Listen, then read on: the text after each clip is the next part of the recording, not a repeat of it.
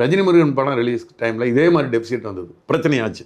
அப்போ நான் அந்த லிங்குசாமிகிட்ட கேட்டேன், நீங்கள் என்ன சம்பளம் பேசியிருந்தீங்க, என்ன போட்டுருக்கீங்கன்னு. 1 கோடி ரூபா சம்பளம் பேசியிருந்தாங்க சிவகார்த்திகேயனுக்கு.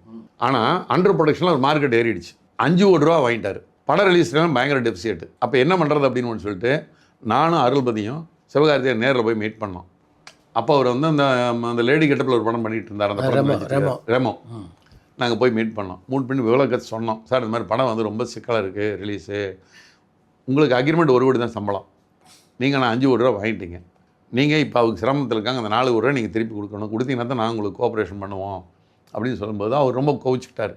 அதேபடி நீங்கள் எங்கிட்ட வந்து பணம் திருப்பி கேட்குறீங்க அப்படின்னு சொல்லி, சார் இந்த மாதிரி சிரமமாக இருக்குது, இல்லாட்டி எதுக்கு நாங்கள் கேட்குறோம், படம் ரிலீஸாக ஆகாதுங்கிற நிலைமைக்கு வந்துருச்சு அப்படின்றதுக்கு அவர் ரொம்ப சங்கடப்பட்டு ஃபோர்ஸ் பண்ணதுக்கப்புறம் தான் வந்து இருந்துட்டு. ஃபோர்ஸ் மீன்ஸ் என்ன, நாங்கள் ஃபோர்ஸ்னால் போய் ஒன்று தடி எடுத்துகிட்டு அடிக்க போனோம், அதெல்லாம் ஒன்றும் கிடையாது. அவர்கிட்ட வந்து மாதிரி சார் இப்படி இல்லைன்னு சொல்லிட்டுனா இந்த படம் ரிலீஸ் ஆகாது, அடுத்த படத்துக்கு நாங்கள் கோஆப்ரேஷன் பண்ண முடியாது அப்படின்னு தான் சொன்னோம். அப்புறம் கடைசியில் அந்த பணத்தை கொடுத்துட்டாருன்னு வைங்க. ஆனால் அதுக்கு என்ன பண்ணாங்கன்னு இவங்கெல்லாம் கட்ட பஞ்சாயத்து பண்ணுறாங்க அப்படின்னு ஒரு பேர் கொடுத்தாங்க சினிமா உலகத்தில். இந்த மாதிரி வந்து நடிகர்களை மிரட்டி பணம் வாங்குறாங்க அப்படின்னு சொல்லி. நாங்கள் மிரட்டினோம்னா நீங்கள் மிரட்டினீங்களா?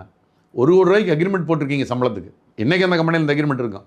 1 கோடி ரூபாய் அக்ரிமெண்ட் போட்டு 5 கோடி ரூபா பணம் வாங்குறீங்க அந்த தயாரிப்பாளர்கிட்ட. யார் மிரட்டி வாங்கினது? அந்த பணத்தை திருப்பி கூடியான்னு கேட்டு வாங்கினோம்னா நாங்கள் மிரட்டுறோம்லாம், நாங்கள் கட்ட பஞ்சாயத்து பண்ணுறோம்லாம். சரி, இது ஜென்ரலாகவே சொல்லுவாங்க, டிஸ்ட்ரிபியூட்டர்ஸ்னு கட்ட பஞ்சாயத்து பண்ணுறாங்க. கட்ட பஞ்சாயத்து தான் பண்ணோம், அது நான் உண்மையான ஒத்துக்கிறேன். என்ன கட்ட பஞ்சாயத்து பண்ணோம்?